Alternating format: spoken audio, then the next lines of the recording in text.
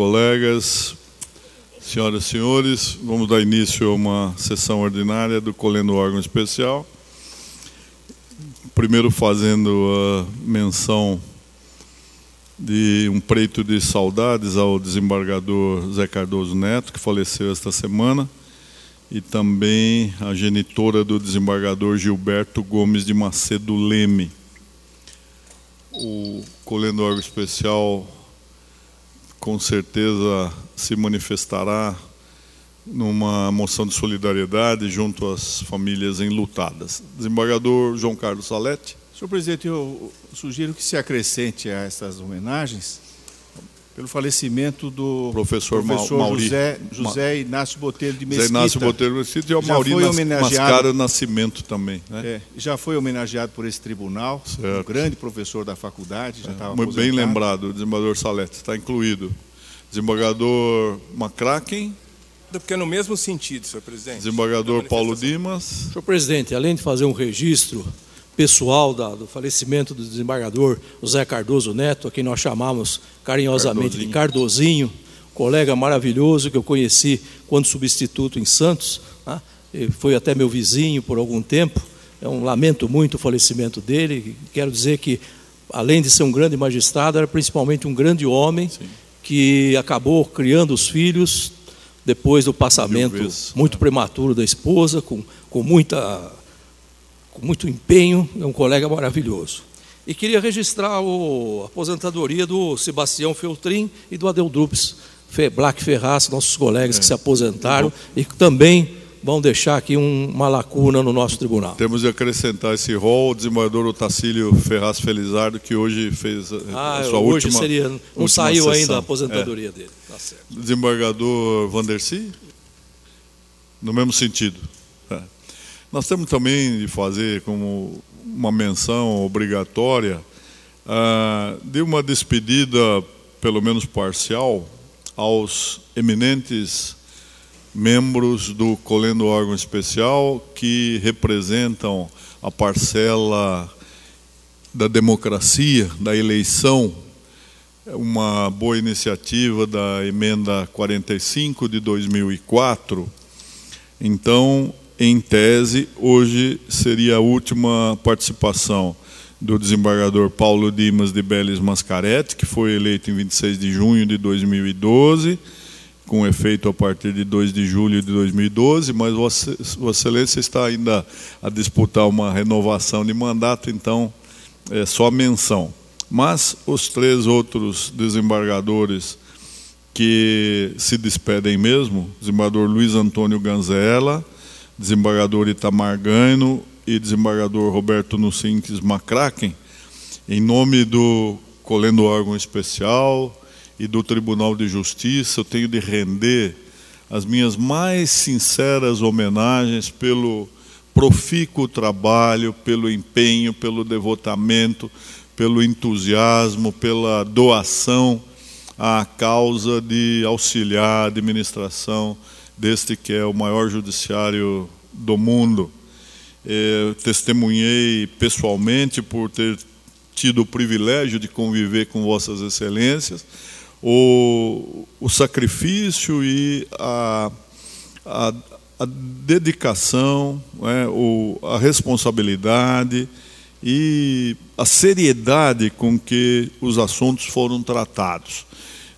O Tribunal de Justiça e o Colhendo Órgão Especial são devedoras de Vossas Excelências, dos 4 eleitos, pela manifestação evidente do acerto dessa escolha democrática, que de início foi objeto de resistência, mas veio a se mostrar uma iniciativa realmente meritória. Então, em nome do tribunal, eu agradeço a cada um de Vossas Excelências, esperando que o tribunal tenha o privilégio de vê-los novamente ou eleitos ou na condição de membros natos, para que continuem a brilhantar este órgão com a inteligência, a erudição, mas mais do que tudo com os atributos pessoais que fazem de cada um dos senhores um modelo de magistrado para o Poder Judiciário do Brasil. Desembargador Antônio, desembargador Antônio Carlos Malheiro, tem que fazer uma saudação especial. É com grande alegria que o tribunal recebe Vossa Excelência com 20 quilos menos e mais 4 pontes que vão conduzir a sua saúde, desta vez perpétua, né? Muito bem-vindo, desembargador Antônio Carlos Malheiro. Ele está com a palavra também. Muito obrigado, presidente. Agradeço toda a torcida, as orações de todos. E eu queria homenagear os queridos colegas Ganzerla, Itamar e Macracken, né? Paulo Dimas ainda vamos ficar na torcida, né? Mas Ganzerla e Itamar e Macracken, com certeza absoluta, eles vão fazer muita falta neste colegiado. E queria dizer uma palavra especial ao Roberto Macracken, que pessoas como Vossa Excelência justificam o 5º constitucional. Obrigado, presidente. Desembargador Pires Neto.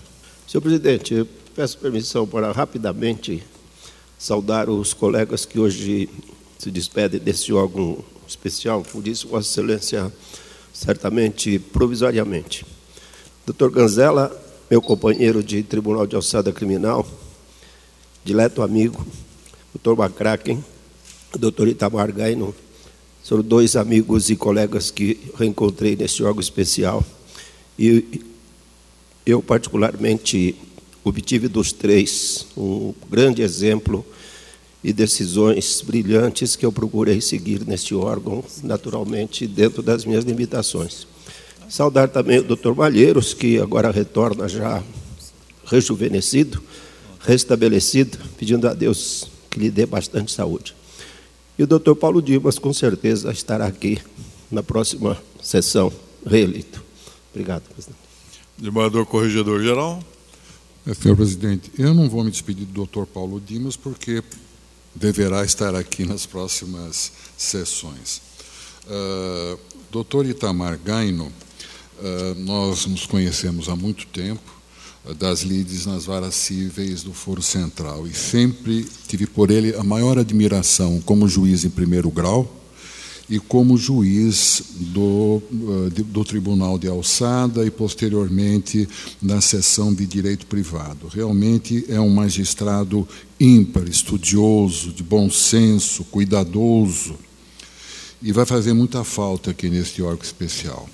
Da mesma forma, o doutor Ganzerla, cujas manifestações são sempre muito lúcidas, tive a oportunidade de privar com Sua Excelência no Conselho Superior da Magistratura, ele como titular da presidência de Direito Público, eu, algumas vezes, substituindo o presidente da seção de Direito Privado e outras vezes substituindo o decano. E sei também das suas qualidades, e sua ausência aqui certamente será muito sentida. O Dr. Macracken é daqueles magistrados oriundos do 5º, da Ordem dos Advogados, que realmente vestiu a camisa da magistratura. E temos uma amizade fraterna, e agora ele, liberto dos encargos aqui do órgão especial, poderá, junto comigo, agora, promover a pacificação entre árabes e judeus lá no Oriente Médio. Eu gostaria de saudar especialmente o Dr. Malheiros. Não o havia visto, está mais jovem, bem-vindo à confraria dos safenados, mas Vossa Excelência ganhou porque eu tenho só 3 safenas, Vossa Excelência tem 4, e agora iniciamos uma nova vida, também sem o cigarro, etc, etc. Muita saúde e muita felicidade, Dr. Malheiros. Nós temos o desembargador Roberto Macracken. Senhor presidente, rapidamente, para agradecer a todos, os colegas indistintamente, o carinho recebido, a Vossa Excelência pela paciência que tem comigo em diversas situações, quando eu lhe retrato problemas que julgo relevante, mas o órgão especial foi uma oportunidade inigualável que quem vem do 5º, e eu venho do 5º da advocacia e muito me orgulho disso, de conhecer o tribunal. Eu aprendi a conhecer o tribunal aqui no órgão especial, confesso aos meus ilustres colegas, e a complexidade e a beleza desse tribunal, dos seus juízes, dos seus funcionários, das suas funcionárias, todos muito competentes. Eu só tenho a agradecer, peço desculpas pelos erros cometidos, procurei acertar e sempre procurei trazer o melhor para esse egrégio tribunal. Indistintamente agradeço a todos, aos advogados também, às advogadas, todos aqueles que, direto ou indiretamente, me prestigiaram. As delicadas palavras de Vossa Excelência, do Dr. Áquio, do Dr. Malheiros, do Dr. Pires, todos os meus amigos, pessoas que eu sempre tive um encantamento, por ser um pouquinho mais jovem, apreciando apreciando o trabalho de Vossas Excelências. Eu sempre tive esse privilégio, um privilégio maior de passar por esses 4 anos aqui no órgão especial. De coração, com carinho e respeito, muito obrigado a todos aqui presentes e a todo o tribunal. Espero não ter decepcionado. Muito obrigado. Desembargador Itamar Gaino. Senhor presidente, quero agradecer as gentis e elogiosas palavras de Vossa Excelência, também do colega Malheiros, a quem saúdo e desejo que tenha muita saúde da parte do Aravante, do amigo Antônio Luiz Pires Neto, do amigo Hamilton Eliot Áquio, nós já nos conhecemos há tanto tempo, como ele disse. Quero dizer que foi uma prazerosa e honrosa participação essa no órgão especial, órgão de cúpula do tribunal. Quando me candidatei, o meu desejo era atuar nesse órgão para participar das decisões mais importantes relacionadas à instituição. Esforcei-me para corresponder aos votos dos colegas e percebi quão é importante essa participação como parte da carreira de um magistrado. Saio daqui, acho que sabendo mais. Tive um pouco de dificuldade no começo, porque vim da seção de Direito Privado e a matéria aqui é diferente, mas me adaptei e procurei fazer o melhor. Agradeço a todos. Digo, embora isso não fosse necessário, que todos os processos prontos para julgamento, eu já fiz voto e mandei à mesa. Não deixo absolutamente nenhum, para que haja trabalho para colega que me suceder. Maravilha. Agradeço novamente Vossa Excelência e os demais colegas que se manifestaram. Dizer mais uma vez que foi uma honra e um prazer atuar neste órgão especial. Muito obrigado. Desembargador Luiz Ganzerla. Senhor presidente, também para agradecer as palavras elogiosas que Vossa Excelência dirigiu à minha pessoa, mais pela bondade de Vossa Excelência e também as que me foram dirigidas pelos ilustres colegas, em especial agora aqui no plenário também, pelo Malheiros, que nós vemos bem recuperado, com a graça de Deus, do sempre meu mestre Pires Neto e também do ilustre corregedor, desembargador Hamilton Áquio. É um momento que nós deixamos esse colegiado, mas eu deixo o colegiado, graças a Deus, com a consciência tranquila, mas também, graças a Deus, em boa companhia. Eu deixo na companhia do Itamar Gaino, pessoa que eu tenho um apreço muito grande, da mesma forma também do Roberto McCracken. E nesse momento, pouco se tem a dizer, é só agradecer e agradecer a paciência, a compreensão de todos, as dificuldades, às vezes, de passar o que se pensava naquele momento, pelos debates acalorados, por tudo. Agradecer e pedir também que Deus continue protegendo não só o nosso tribunal, mas principalmente esse colendo órgão especial, que daqui é que emanam todas as decisões e os nortes que todos nós do tribunal, desde o juiz de primeiro grau, seguimos. Então, é isso que eu tinha a dizer, agradecer imensamente aos funcionários, aos colaboradores, às diretoras. Vejo aqui a dona Rosana, que sempre na parte administrativa sempre nos deu muito apoio, e agradecer o pessoal da judiciária também, e dizer que espero um dia, se não retornar aqui como titular, mas retornar às vezes para dar um abraço na sala, ao lado, no lanche com os colegas. Muito obrigado a todos, muito obrigado mesmo. Desembargador Paulo Dimas. Senhor presidente, eu queria aqui, em primeiro lugar, saudar o retorno do Malheiros. Tive a oportunidade de dar um grande abraço nele, dizer que minhas orações sempre foram no sentido que você voltasse aqui restabelecido, como foi dito aqui, rejuvenescido, e que continue aqui conosco por muitos e muitos anos. E dizer, senhor presidente, que não há certeza alguma de que serei eleito. Não sei se terei depois oportunidade para uma eventual despedida, mas quero dizer que aqui eu só aprendi, só cresci, só evoluí como pessoa e como magistrado. Quero agradecer o carinho e a amizade de todos.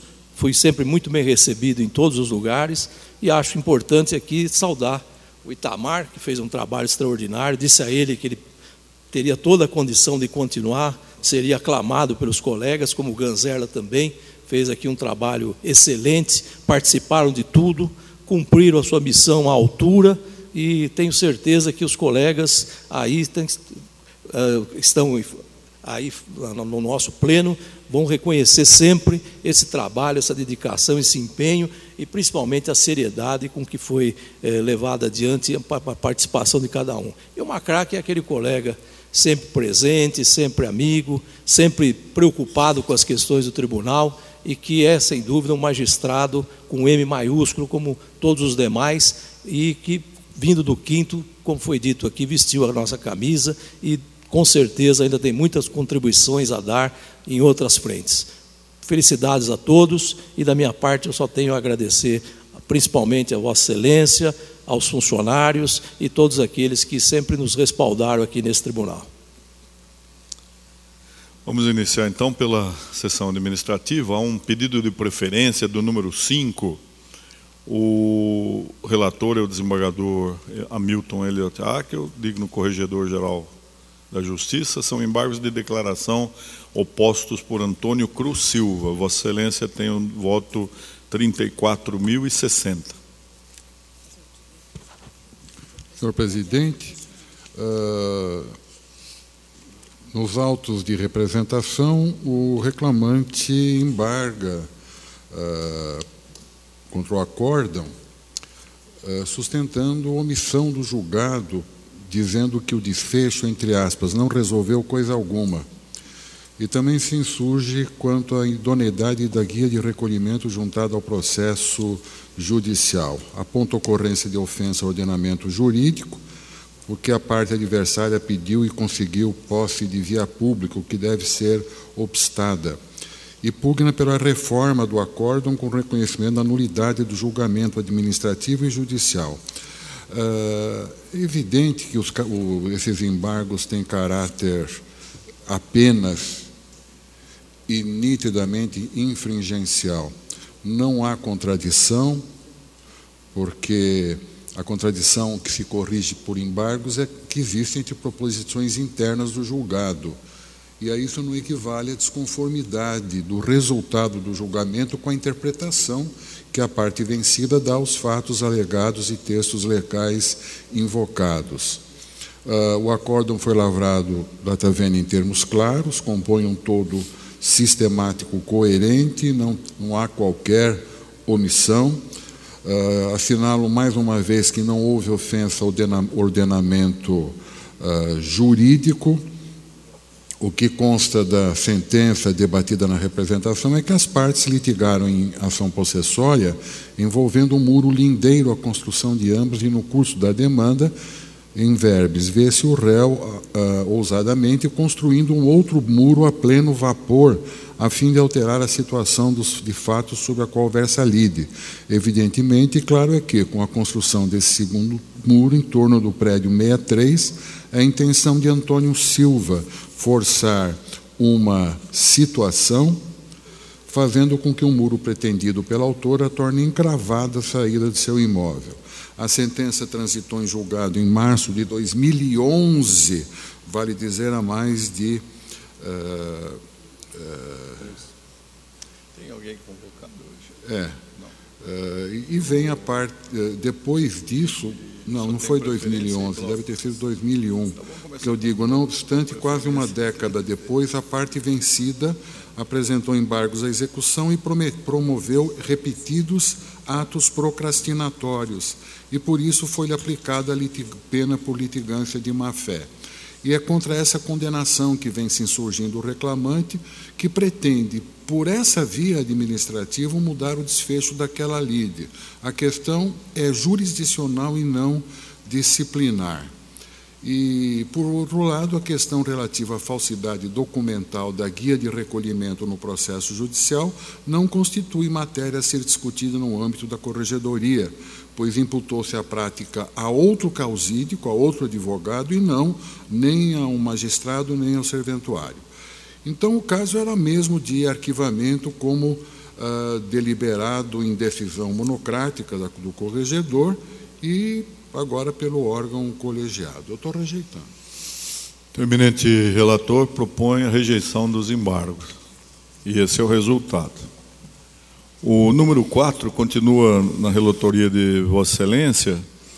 É um recurso da comarca de Sertãozinho, interposto por Orley Aparecido Bernuzzi, contra a decisão que determinou o arquivamento dos autos nos termos do artigo 99 do nosso regimento interno. Vossa Excelência tem o voto 33.964, está com a palavra. Aqui é recurso contra a decisão que determinou arquivamento de representação manejada em desfavor de magistrada e servidores da comarca de Sertãozinho.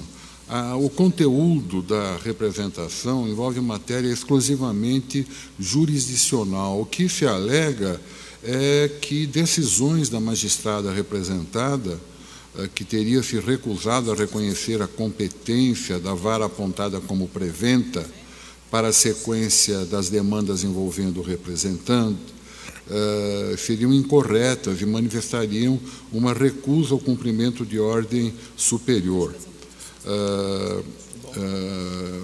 Eu determinei o arquivamento da representação. O recorrente, nas suas razões, nada acrescenta aquilo que foi anteriormente exposto na representação, e por isso eu estou propondo, eu encaminhei cópia a todos do meu voto, eu estou propondo que seja desprovido o recurso. O eminente relator propõe desprovimento do recurso, e esse é o resultado. O número 6 da pauta é uma minuta de resolução que disciplina a vinculação dos centros de ressocialização masculino e feminino de Araraquara e seus respectivos anexos de regime semiaberto à unidade do Departamento das Execuções Criminais da 6ª Região. É uma questão de rotina, passou pelas assessorias da digna corregedoria e da presidência, passou pelo Conselho Superior da Magistratura com proposta de aprovação, de deferimento. E esse é o resultado. Número 7 é a opção do desembargador Walter Alexandre Mena pela 18ª Câmara de Direito Privado. Aprovado. Número 8, permuta solicitada pelos desembargadores Alceu Penteado Navarro e Roberto Caruso Costabile Solimene. Aprovado. Número 9, indicação para provimento de 4 cargos de juiz de direito substituto em 2º grau. Aprovado. Ofício 10. Ofício do desembargador Roberto Nucinques Macraken, requerendo a prorrogação do seu afastamento da segunda Câmara Reservada de Direito Empresarial pelo prazo de 3 meses, a contar de 1º de julho de 2014. Passou pela sessão física do Conselho Superior da Magistratura com proposta de deferimento. E assim resta decidido. Número 12, há uma proposta de priorização para construções e ampliações de prédios para fóruns, para as contratações de execução de obras pela Secretaria da Justiça e da Defesa da Cidadania. Também, desembargador Paulo Dimas. Senhor presidente, eu estava analisando esse expediente e o parecer até do Dr. Mário Sérgio Leite, e eu verifiquei que houve uma reunião no dia 18 de maio para definição das prioridades, até atendendo uma postulação da Secretaria da Justiça. Agora, o que eu vejo é que essa proposta não passou pela Comissão de Construção e Aparelhamento de Prédios, que nós temos uma comissão constituída, e até o Dr. Mário Sérgio Leite fala que para validação da proposta seria necessária essa apreciação pela comissão. Eu sei que há uma indicação da Secretaria de Justiça de que essa priorização teria que ser apresentada nós falamos até o dia, pessoalmente com a comissão. Até o dia 30. Nós falamos pessoalmente com a comissão, consta dos autos, por causa do prazo do governo. Ou nós encaminhamos ou nós ficamos fora do plano. Então eu comuniquei pessoalmente, e os desembargadores têm ciência. O único que fez alguma resistência foi o meu amigo desembargador Danilo Paniza. Mas os demais concordaram e ele mesmo aceitou que nós remetêssemos assim. Porque é uma questão de proposta, plano, projeto. Isso pode eventualmente ser alterado? Pode, evidentemente. E esse prazo, dia 30 de junho, seria o prazo? É o prazo do governo, não era nosso. Senão nós... Porque, então, de qualquer maneira, a comissão teria sido... Consta dos autos aqui, olha. Eu vi que há uma consulta verbal, mas não consta que eles teriam anuído a proposta. Não, mas foi assim, foi verbal, né, diante da urgência, e sem nenhum prejuízo de que nós façamos as nossas ponderações de alteração. Tá bom. Então, mas aqui, os desembargadores Danilo Paniza Filho, Zé Roberto Pereira Godoy, Spencer Almeida Ferreira e Francisco Bianco, integrantes da Comissão de Construção e Aparelhamento, foram comunicados verbalmente da urgência. Então, não se opuseram. Foi a única resistência, assim, ainda verbal e muito leve, como é do feitio polido do desembargador Danilo Paniza, foi a dele. Podemos aprovar, então? Então, está aprovado. Número 11. Foi uma proposta levada ao Conselho Superior da Magistratura pelo desembargador Arthur Marques da Silva Filho, presidente da Seção de Direito Privado, de que este órgão especial se manifestasse contrariamente à aprovação da PEC 42 de 2005, que transferiria a competência para julgamento dos acidentes de trabalho, primeiramente na versão original para a Justiça Federal e, de acordo com o substitutivo, para a Justiça do Trabalho. É uma velha questão que envolve a competência da Justiça Federal e desse tribunal. A nós pareceu, no Conselho, que não é conveniente. Inclusive, antes houve uma reunião com todos os juízes de acidente de trabalho. Nós temos uma tradição, nós temos uma jurisprudência consolidada. Os órgãos que trabalham diretamente junto a esse setor, principalmente os previdenciários, também não veem vantagem diante da morosidade ainda mais intensificada na Justiça Federal. Então, nós entendemos de trazer ao colendo órgão especial, se conviria nós nos posicionarmos expressamente contra a aprovação dessa PEC 42 de 2005. Podemos opinar assim? Então, em nome do colendo órgão especial. Agora resta o número 1, que é uma minuta de resolução 549, alteração da resolução 549, que propõe a celeridade de julgamento virtual. Há pouco o desembargador Salete ponderava que talvez o Código de Processo Civil pudesse interferir na vigência desta nossa providência administrativa, e, na verdade, houve adiamento a pedido dos desembargadores Salete, Arantes Teodoro e Antônio Carlos Vilém. Então, nessa ordem, estão com a palavra. Senhor presidente, na semana anterior, na sessão anterior, eu encaminhei um voto aos colegas, mas não eletronicamente. Eu entreguei uma cópia para os colegas na sessão de julgamento. E depois ficamos para decidir nesta sessão devido à ausência do desembargador Vilém.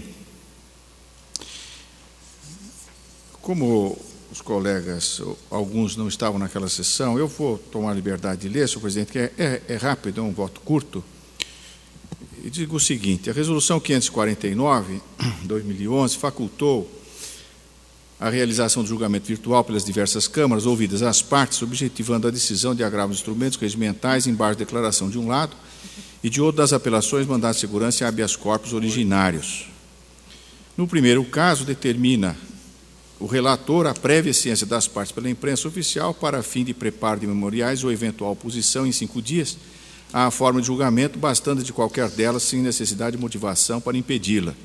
No segundo, apelações, etc., desde que ao relatar o processo enviá-lo ao revisor ou o voto ao segundo e terceiro juiz, conforme o caso, seja concedido o prazo de 10 dias para eventual oposição à forma de julgamento ou manifestação do propósito de realizar sustentação oral, seguindo tudo mais os trâmites do artigo 1º e seus parágrafos.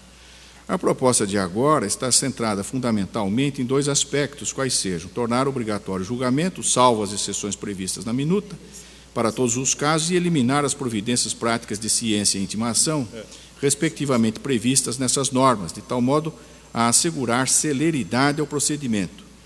Essa é a ideia central que levou à formulação de 4 propostas que desaguaram na minuta elaborada pela assessoria da Egrégia Presidência e trazida ao órgão especial pelo Egrégio Conselho, por Vossa Excelência. Para atingir esse objetivo, a proposta trata de impor à parte o ônus de manifestar discordância para com essa forma de julgamento, aspas, até 5 dias após a distribuição, sem necessidade de motivação, artigo 1º 1, e isso no caso dos agravos de instrumento, agravos internos ou regimentais em base de declaração. Já no tocante às apelações, mandado de segurança e habeas corpus, artigo 2º, o julgamento virtual não se dará, aspas, se houver discordância de qualquer das partes até 10 dias após a distribuição, sem necessidade de motivação ou manifestação do propósito de realizar sustentação oral, artigo 2º, 1º. Nesse ponto, vejo a dificuldade de contornar o disposto no artigo 554 do Código de Processo Civil, expresso em que, 2 pontos, na sessão de julgamento, depois de feita a exposição da causa pelo relator, o presidente, se o recurso não for de embargo de declaração ou de agravo de instrumento, dará a palavra sucessivamente ao recorrente e ao recorrido pelo prazo improrrogável de 15 minutos para cada um, a fim de sustentar as razões do recurso. Significa dizer que a manifestação do interesse para sustentar as razões do recurso pode se dar no momento mesmo do início do julgamento, após feita a exposição da causa pelo relator. A realidade judiciária de nosso tempo demonstra que assim não acontece, porquanto as partes manifestam o interesse de sustentar oralmente antes mesmo do início da sessão, como sucede normalmente ou no curso dela, mas em regra logo no início. Mas é certo que esse é o momento reservado e assegurado pela lei às partes. A proposta, como dito antes, transfere à parte o ônus de manifestar esse interesse nos 10 dias seguintes à distribuição da apelação, do mandado de segurança e habeas corpus, em hipótese em que se dará o julgamento virtual. Quer dizer, impõe à parte o ônus de antecipar o desejo de sustentar oralmente a causa muito antes da ocasião em que se dará o julgamento, quando é certo que pode ela ter interesse em fazê-lo, tanto que se aproxime a data marcada para tal. Daí os pedidos de adiamento para sustentação oral, ou no próprio dia assinalado para acontecer. A resolução 549 deu, no meu modo de ver, deu adequada solução a esse problema, concedendo o prazo de 10 dias para eventual oposição à forma de julgamento ou manifestação do propósito de realizar sustentação oral. Se essa norma inovou a lei e criou outro momento para a manifestação, ao menos assegurou o exercício do direito nela previsto, pena de preclusão decorrente do silêncio da parte em não manifestar-se em certo prazo. O sucesso da aplicação dessa regra é testemunhado pelos desembargadores que se têm dedicado ao julgamento virtual, sem reclamo das partes, fundado na supressão de direito. A experiência de muitos o confirma.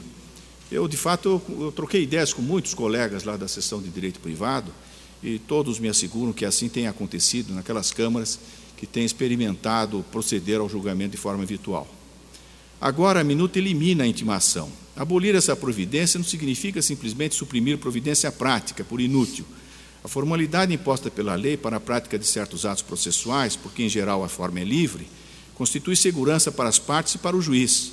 O professor Miguel Reale afirmava que a celeridade do processo deve conformar-se com a segurança, esta, nesse caso, consistente em assegurar às partes o pleno exercício do direito que a lei lhes assegura. As normas propostas suscitam questões de duas ordens. Primeira, a legalidade da imposição ante o procedimento previsto na lei federal, aqui reservada a regulação do processo nos juízos e tribunais.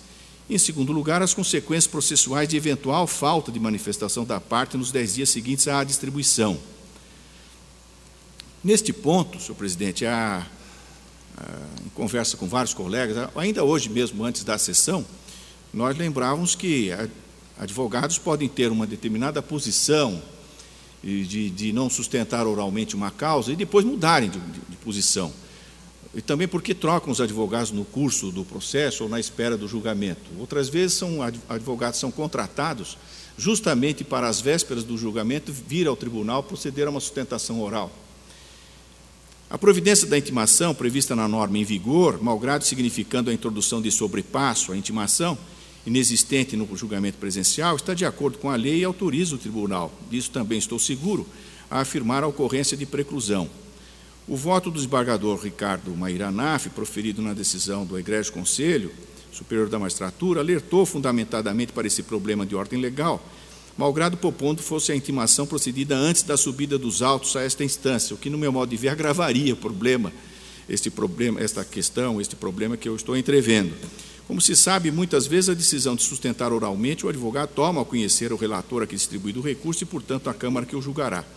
Mas há outro aspecto que se não pode, com devido respeito, deixar de considerar. Se em vários casos as apelações, sobretudo, são julgadas em pouco tempo contado da distribuição, cadeiras zeradas ou feitos novos distribuídos a juízes convocados, noutros tantos tal não acontece. Espera-se com toda razão que todos os feitos venham um dia a ser julgados de pronto. A circunstância do tempo, no entanto, ou novos fatos e circunstâncias da causa, ou modificações de turma julgadora, podem ser acrescidos, ou o próprio ânimo da parte se modifica em breve tempo a justificar sustento oralmente as suas razões. A escolha procedida dos 10 dias contados da distribuição não poderia ser revista, é de perguntar. E mais, até quando poderia a parte manifestar esse desejo?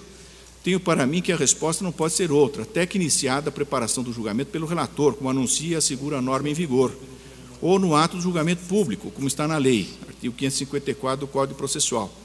Diante desse quadro, penso, com devido respeito, deva ser conservada a exposição atual da Resolução 511, de 549 de 2011, no que concerne às apelações, mandato de segurança e habeas corpus. No voto que eu encaminhei anteriormente, eu fiz uma proposta alternativa, que, depois repensando, eu retiro essa proposta alternativa, para ficar com essa ideia de que se deve manter a Resolução 549, 2011 como está, porque de acordo com o sistema e que tem funcionado plenamente com segurança para as partes. Vossa Excelência bem lembrou que eu comentei o fato, eu fui olhar o andamento do projeto do Código de Processo Civil no Congresso Nacional e o Código de Processo Civil, a proposta que está lá, no artigo 957, tem uma disposição que começa assim, artigo 957, a critério do órgão julgador, o julgamento dos recursos das causas de competência originária, que não admite sustentação oral, poderá realizar-se por meio eletrônico. Então, faculta. O relator cientificará as partes pelo Diário da Justiça de que o julgamento se fará por meio eletrônico. Mais ou menos como está na Resolução 549, de modo que a Resolução 549 parece até ter sugerido ao Congresso Nacional que se regulasse a matéria dessa maneira, que é uma maneira que vem sendo plenamente aceita aqui no Estado de São Paulo, pela experiência dos vários e julgamentos em quantidades muito grandes que se tem procedido com esse método virtual. Essas são as ideias, senhor presidente, que eu tinha de apresentar e trazer a este órgão especial. Desembargador Arantes Teodoro. Senhor presidente, semana passada eu estava em férias, não recebi essa manifestação do doutor Salete, mas eu já havia juntado aos autos desse expediente a minha manifestação a respeito desse assunto e suponho que os colegas tenham recebido. Essa manifestação, uma manifestação curta, eu registro que, conforme foi mencionado agora, a resolução 549 confere ao relator a prerrogativa de submeter a julgamento não presencial os feitos e recursos lá indicados. O aludido diploma anuncia, contudo, que o julgamento virtual não será adotado se intimadas as partes a se manifestar sobre a decisão do relator, qualquer delas lhe apresentar objeção. Pela resolução ora submetida à apreciação do órgão especial, o julgamento virtual passa a ser regra para aqueles mesmos feitos e recursos. Assim, só não ocorrerá, segundo o texto, no caso de o relator decidir em sentido diverso ou, se qualquer das partes manifestar discordância, sem necessidade da indicação de motivos, ou, em se cuidando de apelação, mandado de segurança e habeas corpus, a apresentar manifestação do propósito de realizar sustentação oral. A minuta anuncia que a discordância deve ser apresentada até 5 dias após a distribuição, no caso de agravos e embargos, em até 10 dias após a distribuição nas demais hipóteses. Pelo regime proposto, portanto, aquele prazo flui automaticamente, isto é, a partir da própria distribuição do feito ou recurso. É suprimida destarte a intimação individual e específica, prevista na resolução hoje em vigor, destinada a assinalar o prazo para a oposição à decisão do relator de adotar o julgamento não presencial. Eu entendo que há de se compreender que assim seja, justamente porque o julgamento virtual passa a ser regra. Isto é, por conta da própria norma regimental, a parte de antemão sabe que o julgamento não será presencial e que assim só não ocorrerá se ela manifestar discordância logo após a distribuição ou anunciar interesse na sustentação oral quando couber. Em tal contexto, não há lugar por uma intimação específica com aquela sorte de alerta, bastando o fato de ter havido a distribuição do feito ou recurso. O chamamento individualizado eu entendo que só tem sentido realmente no regime atual, em que o julgamento virtual é adotado apenas se e quando o relator reputá-lo conveniente, o que impõe, naturalmente, a intimação destinada a abrir à parte a faculdade de discordar dessa determinação. Aliás, eu lembro que esse sistema, na verdade, nem é novo. O julgamento virtual já ocorre no Supremo Tribunal Federal nos casos indicados no artigo 323 do seu regimento interno, ou seja, em todas as hipóteses de repercussão geral. E justamente porque, como regra, assim se dá em todos aqueles feitos, lá nem se cogita de prévia intimação para alertar as partes de que naquele regime ocorrerá o julgamento. A ciência decorre da própria norma regimental, tal como aqui. Eu acrescento que o próprio CNJ está em vias de adotar o julgamento de plenário virtual também para certos casos. Não se pode dizer que o sistema ora proposto prejudica o litigante. Eis que tão logo ele toma ciência de quem seja o relator, pode manifestar sua discordância e, com isso, impor o julgamento presencial. De lembrar também que o projeto do novo Código de Processo Civil prevê o julgamento virtual nos tribunais em todos os recursos que não comportem sustentação oral. Também com a ressalva de poder qualquer das partes a isso se opor, desde que o faça no prazo de 5 dias do aviso. Por fim, eu entendo que nem seria caso de deslocar o termo inicial do prazo para a oposição a algum momento anterior à distribuição. Afinal, isso imporia mais uma rotina de trabalho aos sobrecarregados cartórios de primeira instância e, a rigor, nem atenuaria o trabalho dos gabinetes. Eis que teriam eles, nesse caso, o ônus de conferir se houve intimação, se ela foi regular, se há eventual petição ainda em rumo e se houve decurso do prazo. Em suma, eu não identifico razão para se deixar de acolher a proposta apresentada. E quero apenas acrescentar que a experiência que eu tenho é, naturalmente, a do DP3. Nós somos 12 câmaras. Das 12 câmaras, dos quase 80 desembargadores e juízes, apenas uma câmara, e especificamente um único desembargador, adota o julgamento virtual. E por uma razão evidente, ele sobrecarrega, da forma que está hoje na atual resolução, pelo menos nos casos do DP3, ele sobrecarrega demasiadamente o gabinete, que existe para produzir votos e não para controlar prazos. E mais ainda, ele acaba fazendo com que o julgamento ocorra depois do próprio julgamento que seria presencial, justamente em razão dessa necessidade de uma intermediação, de uma intermediária intimação que não é prevista. Eu entendo que, a se manter o sistema atual, nenhum proveito existe, mas a se adotar o sistema novo, nós estamos indo adiante e acompanhando aquilo que virá o ano que vem com a edição do novo Código, pelo menos em relação àqueles recursos mais singelos de embargos, agravos, agravo regimental, etc. E tal. Eu proponho, senhor presidente, a aprovação da proposta da forma que está. Desembargador Antônio Carlos Vilém. Senhor presidente, eu também fiz uma manifestação que me parece que alguns colegas não receberam, então foi distribuída aí agora, ela foi distribuída impressa. Mas eu vou ler pelo menos só um trecho. Eu concordo com o desembargador Salete, no sentido de que a proposta ela pode causar prejuízo nos casos em que há previsão legal de sustentação oral de acordo com o artigo 554 do Código de Processo Civil. De acordo com essas normas, com as normas processuais em vigor, em tais hipóteses, publicada a pauta de julgamento, os advogados podem comparecer no dia designado para sustentar oralmente ou pedir o adiamento por uma sessão para aquela finalidade. Como no julgamento virtual não existe pauta, nem, consequentemente, a respectiva publicação para cientificar as partes da data em que os advogados poderão comparecer para fazer sustentação oral, isso terá de ser suprido por intimação específica das partes, incerta na publicação da distribuição do tribunal para que manifeste o propósito ou não de sustentar oralmente durante o julgamento. Entendo que, uma vez realizada tal intimação, estará assegurado o cumprimento daqueles dispositivos legais. Como não haverá pauta de julgamento, a consequência prática da intimação que se propõe, incerta na publicação da distribuição, será antecipar para o momento da distribuição a faculdade de pedir adiamento prevista no artigo 565 do Código de Processo Civil. Faço mais algumas considerações a respeito, mas eu encerro consignando que, não obstante tudo isso, eu observo que esta proposta que eu faço agora de intimação já foi ventilada nestes autos e que, em manifestação anterior, o juiz assessor da presidência, Fernando Antônio Tasso, menciona consultas feitas à Secretaria da Tecnologia da Informação e à Secretaria Judiciária a respeito de sua viabilidade.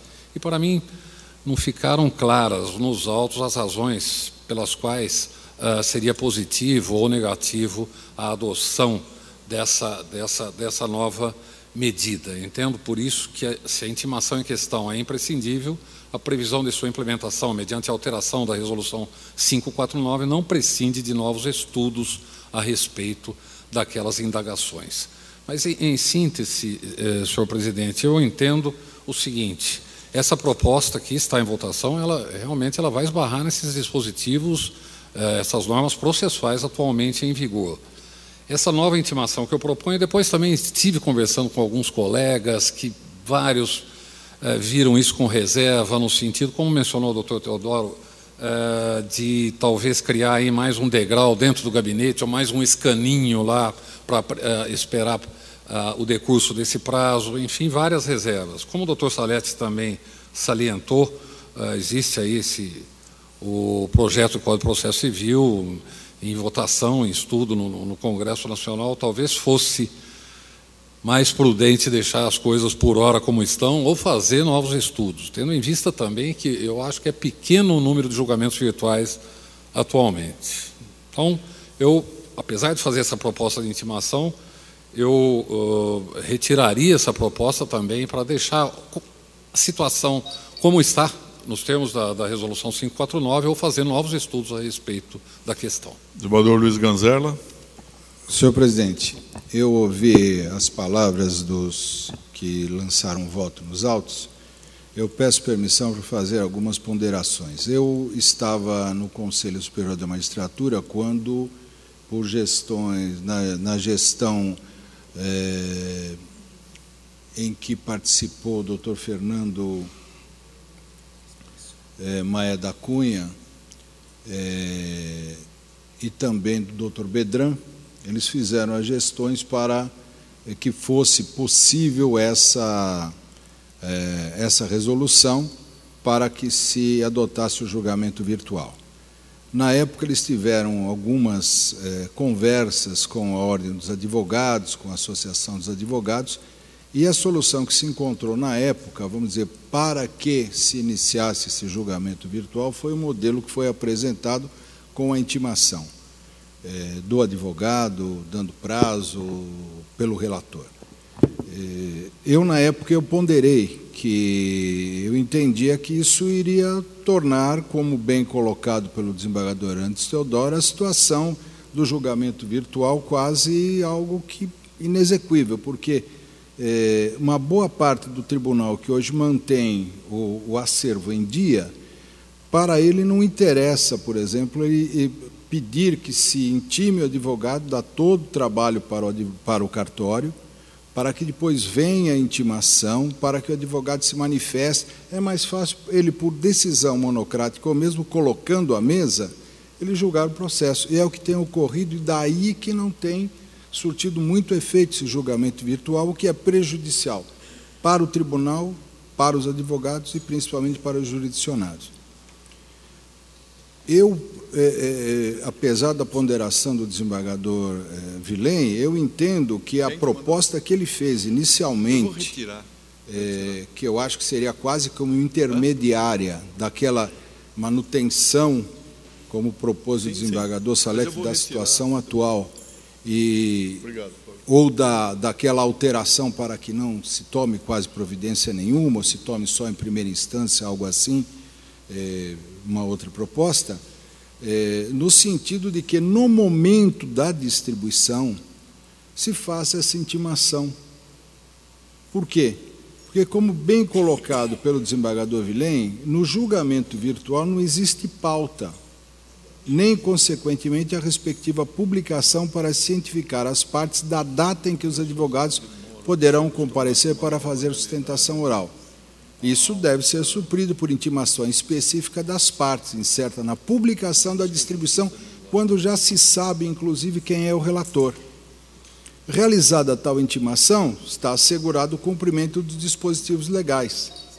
Como não há pauta de julgamento, a consequência prática da intimação, incerta na publicação da distribuição, será antecipar o momento da distribuição a faculdade de pedir o adiamento, prevista no artigo 565 do Código de Processo Civil.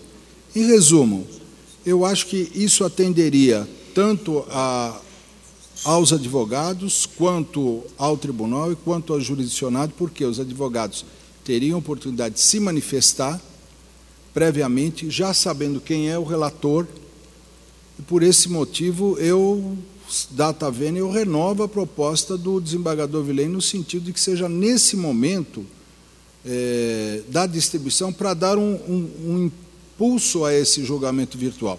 Se não, eu acredito que nós vamos ficar num marasmo que se encontra poucas câmaras utilizando. Temos um mecanismo ótimo para ser utilizado e que, infelizmente, fica prejudicado por tudo isso. É o que eu tinha a dizer, senhor presidente. Obrigado. Há 3 manifestações, mas eu recebi uma sugestão do eminente corregedor-geral de que o Conselho retire de pauta esse processo para ouvir a Ordem dos Advogados do Brasil e promover mais estudos. Então, diante da nossa pauta longa de judiciário, eu consultaria os colegas se eles poderiam fazer as sugestões por escrito para o processo, e nós retiramos o processo, o Conselho reexamina, com todas as sugestões. Eu queria pedir o obséquio de todos aqueles que se manifestaram, também de juntar esses votos, essas manifestações, né? E há um outro aspecto. Assume o Conselho Nacional de Justiça, em breve, daqui a alguns dias, o ministro Henrique Ricardo Lewandowski, que tem outras ideias a respeito do processo eletrônico, que virá a São Paulo exatamente para verificar como é que nós estamos trabalhando diante daquela resistência que São Paulo opôs ao chamado PJE. Então é interessante que nós tenhamos tudo isso para poder voltar ao tema. Mas foi muito rica a discussão. Então, se puder fazer isso, podemos fazer? Então fica retirado de pauta. Eu agradeço a colaboração. Desembargador Paulo Dimas. Tentando cancelar. O número 2 da pauta continua adiado, né? Foi aquele feito de interesse do desembargador Rubens Cury. Houve adiamento a pedido do desembargador Roberto Macracken e Luiz Ganzerla. Continua adiado? Antes de julgar. Podemos julgar. Podemos julgar. Pois não. Então, Vossa Excelência está com a palavra, desembargador. Então, senhor presidente, Roberto Macracken. Agradeço. A questão cinge-se exclusivamente à licença-prêmio. Até Vossa Excelência gentilmente me comunicou verbalmente que aquele voto do ministro Teori Zavascki, no qual é lastreado o voto de Vossa Excelência, foi publicado e eu tive acesso a esse voto na integralidade. Tem um grande debate, é um voto longo, mas trata especificamente de quintos e de migração de um sistema para outro. Não entra nas demais situações, se é tempo de serviço público, não é tempo de serviço público, trata especificamente de quintos.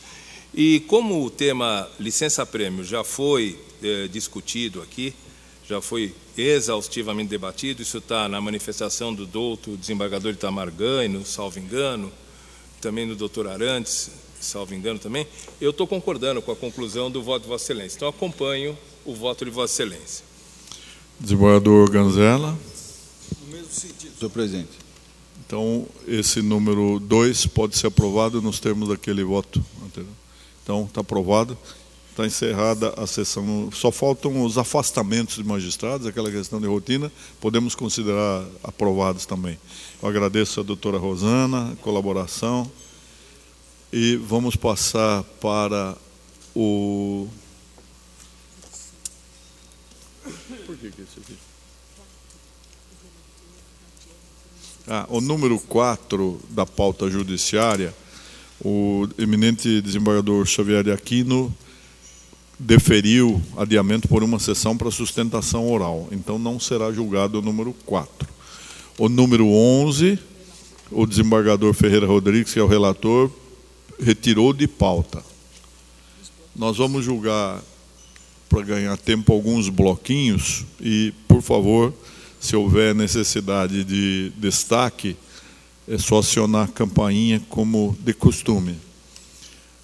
Mandados de segurança, extinção de sequestro da emenda 62, números 42 e 43. Embargos de declaração, 38 e 39.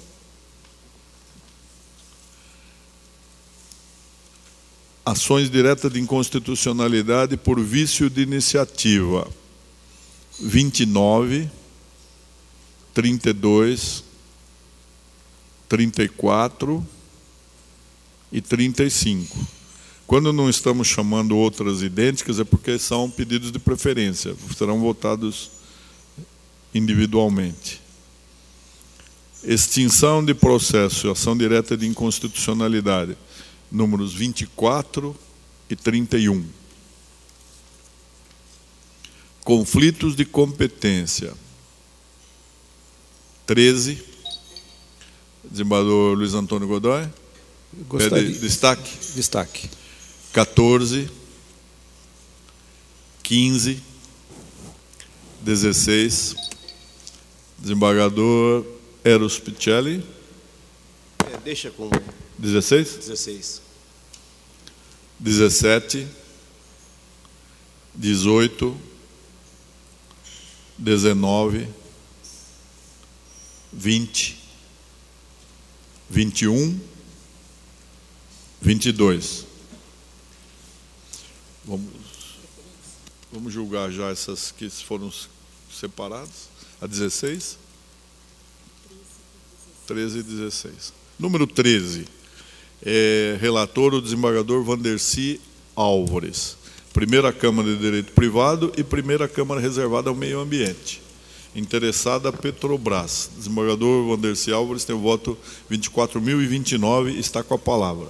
Senhor presidente, eu estou afirmando que a questão ambiental, que a despeito de retratar comportamento potencialmente lesivo ao meio ambiente, foi invocada apenas de forma reflexa, não envolvendo interesses difusos. O objeto da causa de pedir tem por móvel a indenização por ofensa ao patrimônio material e moral dos autores da ação, inserindo-se no rol do artigo 5º da Resolução 623 de 2013, especificamente item 1 Romano, ponto 29, responsabilidade civil extracontratual. A proposta de voto que faço, senhor presidente, é de julgar improcedente o conflito e reconhecida a competência da Câmara suscitante para apreciar e julgar o recurso. O eminente relator considera competente a primeira Câmara de Direito Privado. Desembargador Luiz Antônio de Godoy. Número 13, eu peço vista. Pede adiamento. Então, julgamento provisório adiado a pedido do desembargador Luiz Antônio de Godoy. O número 16 é um conflito de competência em que é relator exatamente o desembargador Luiz Antônio de Godoy. 23ª Câmara de Direito Privado e 7ª Câmara de Direito Público. Estão impedidos o desembargador Guerreiro Rezende, e Moacir Pérez, que não está integrando o plenário.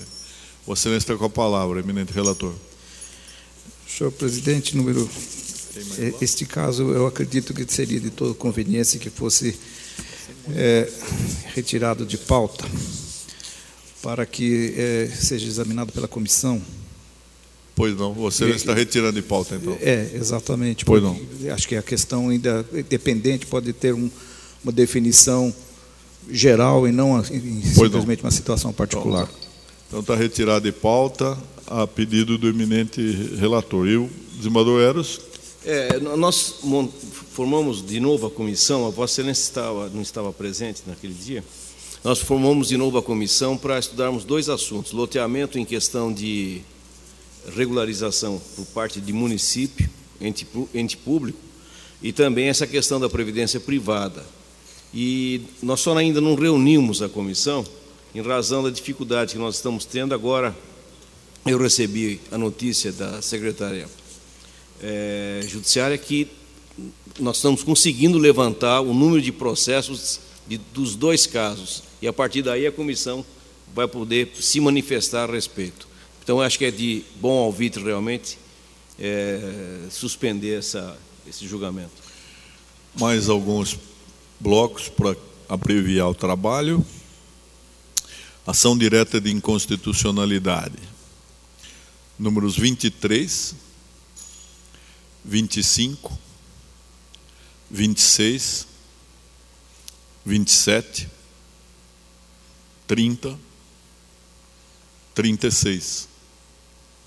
Então, estão todos julgados de acordo com o voto do eminente relator. Agravos regimentais. Número 5, 7. Desembargador Itamar. Vou deixar separado o 7. 7.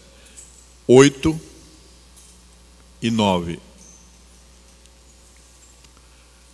Mandados de segurança 41 e 47. Mandado de segurança extinção 44, 45 e 46. Vamos julgar então aquele que foi colocado em destaque, o número 7, relatoria do desembargador Luiz Antônio de Godoy.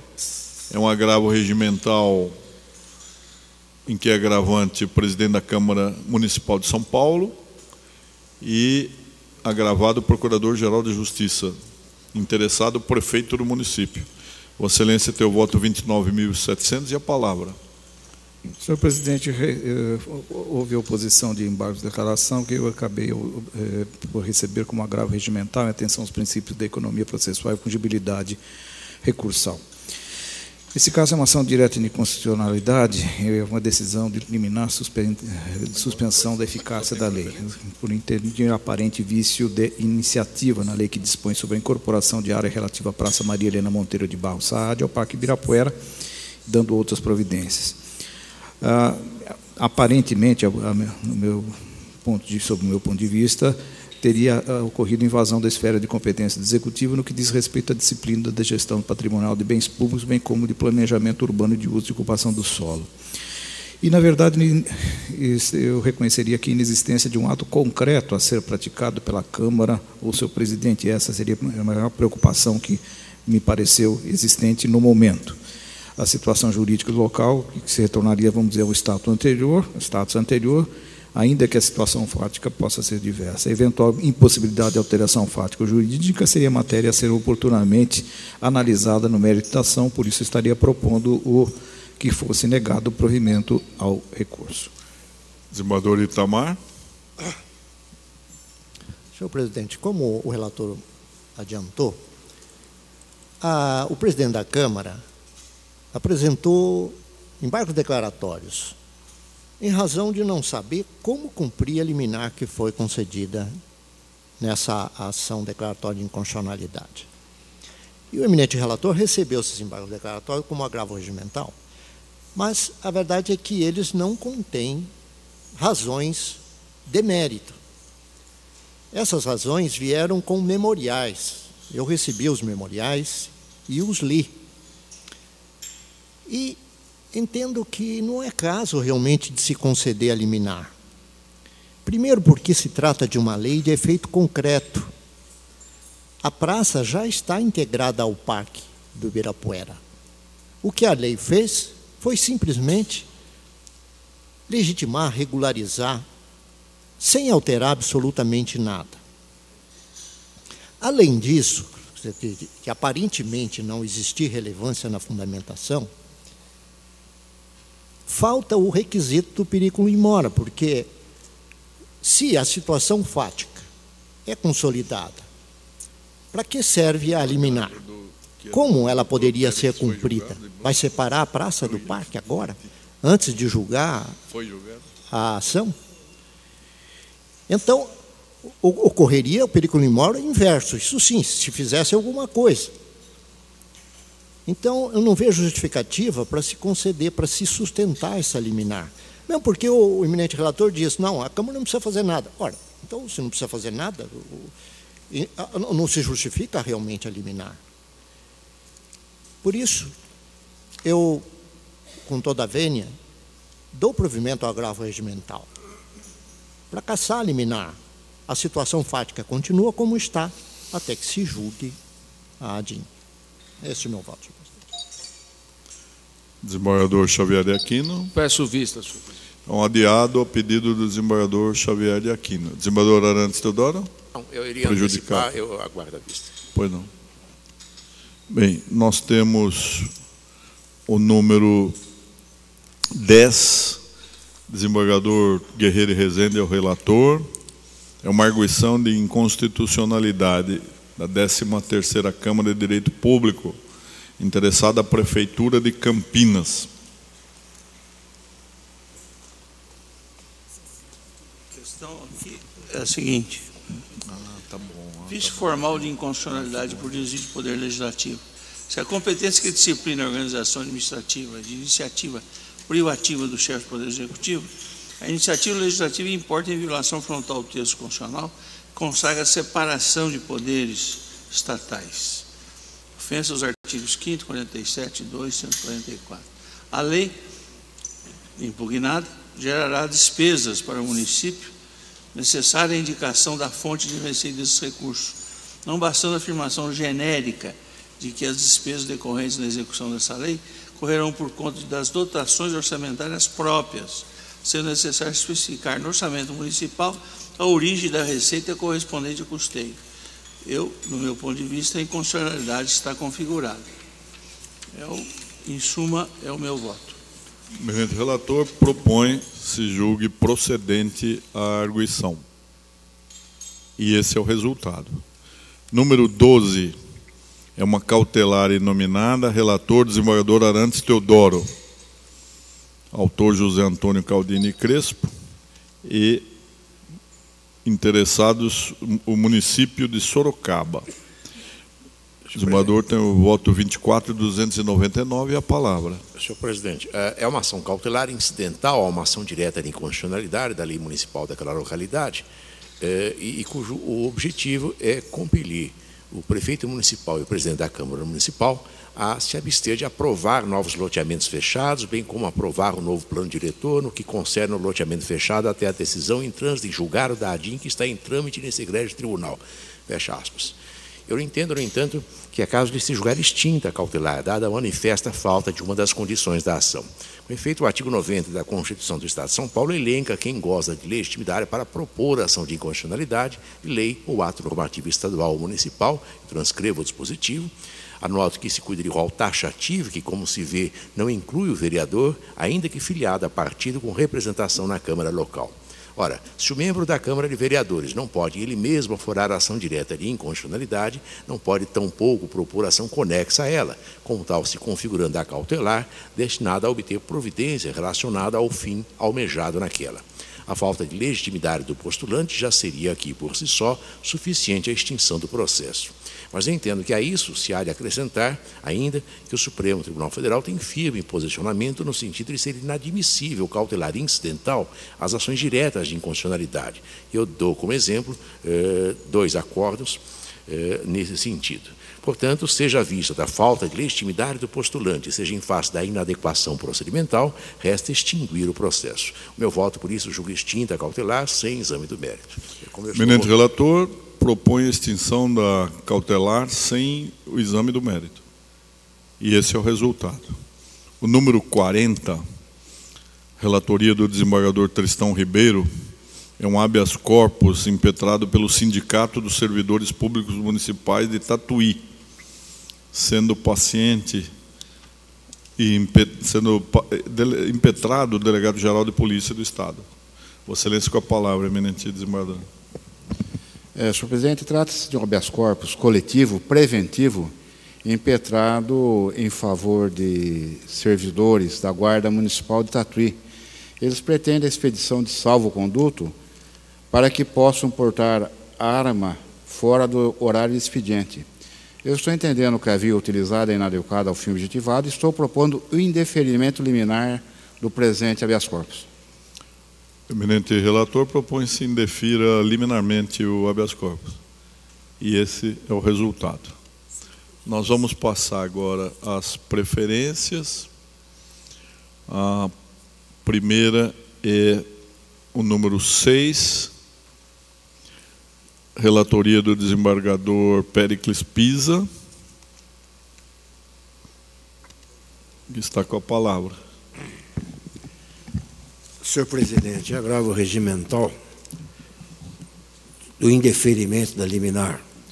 Entendi ausentes os requisitos para a concessão da liminar, daí porque eu indeferi, e sobreveio agora o agravo regimental, objetivando a sua obtenção. O meu voto eu mandei a todos, é um voto longo, e eu estou propondo que seja desprovido o agravo, senhor presidente. Eu entendo que não há direito líquido e certo a ser amparado. Eu vou respeitosamente pedir vista, porque é uma questão a qual eu me dediquei bastante durante a corregedoria. Desembargador Xavier de Aquino. Desembargador Ademir Benedito. Respeitosamente, também gostaria de ter vista dos autos. Desembargador Malheiros. Também. Então, com vista sucessiva a todos esses desembargadores. Desembargador Hamilton. Parece-me que eu estou impedido, né? Vossa Excelência está impedido. O número 33 é uma direta de inconstitucionalidade. Desembargador Tristão Ribeiro é o relator. Município de Sorocaba.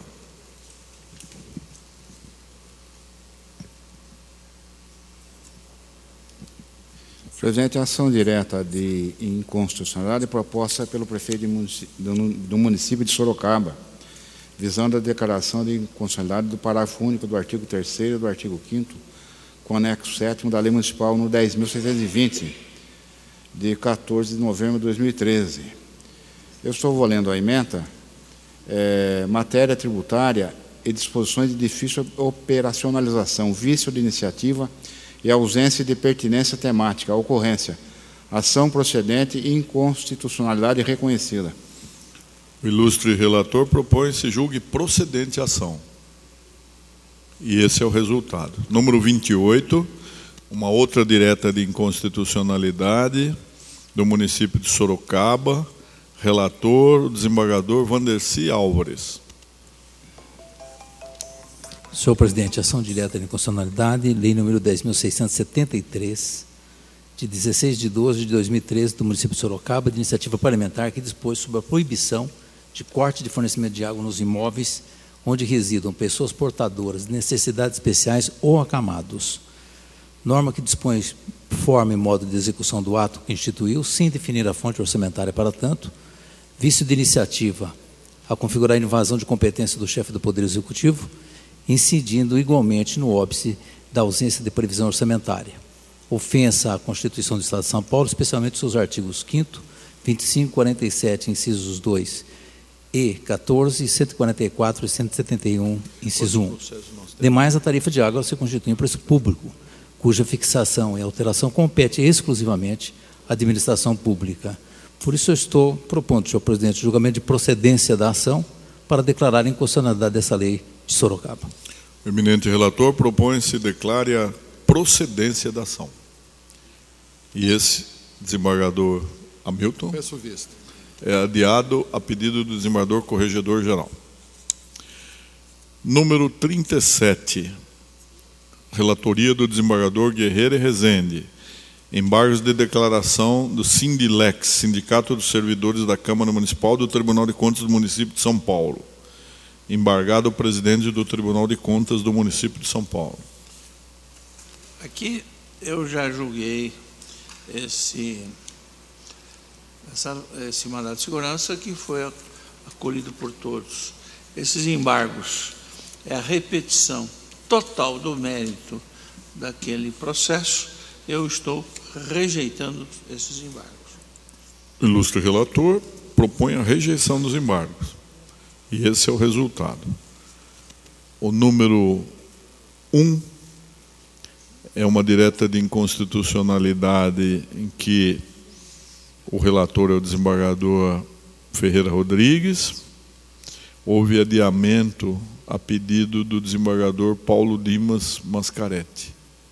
Está com a palavra. E também o desembargador Roberto Macracken. Senhor presidente, o meu voto é extenso, vou procurar resumi-lo. Aqui é uma discussão muito interessante, eu procurei estudar o assunto. Eu estou dizendo aqui que debate-se na presente demanda, em última análise, se o regime de subsídio estabelecido na Constituição Federal a partir da emenda 1998, ao ser implementado pelos entes federados, deve merecer interpretação restritiva, podendo então alcançar tão somente as categorias de agentes públicos expressamente mencionadas no artigo 39, parágrafos 4º e 8º, que seria, no caso, os agentes políticos, que eu conceituo aqui no meu voto, e também os servidores de carreira por opção da administração. Obrigado. Ou, então, numa outra possibilidade, se o regime de subsídio pode abranger os titulares de cargo em comissão e funções de confiança do nível de direção superior das secretarias, subprefeituras, autarquias e fundações, como sustentado nas informações prestadas pela Prefeitura e pela Câmara Municipal de São Paulo. Aqui, esses funcionários, agentes de nível de direção superior seriam, no caso, chefes de gabinete e dirigentes de autarquias, seriam superintendentes, né?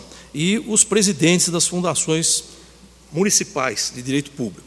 Eu digo que o Procurador-Geral de Justiça já destaca na petição inicial que os cargos comissionados de subprefeito, secretário adjunto, pelas suas características específicas dentro do sistema organizacional da cidade de São Paulo, podem ser equiparados aos de secretário municipal, sujeitando-se, portanto, à remuneração por subsídio. Então, fica fora da impugnação aqui na ADIM os cargos de subprefeito e secretário adjunto. A controvérsia restringe, então, aos cargos comissionados no chamado segundo escalão da administração direta e indireta do município, chefe de gabinete, como eu mencionei, superintendente, diretor ou presidente de autarquias e fundações municipais.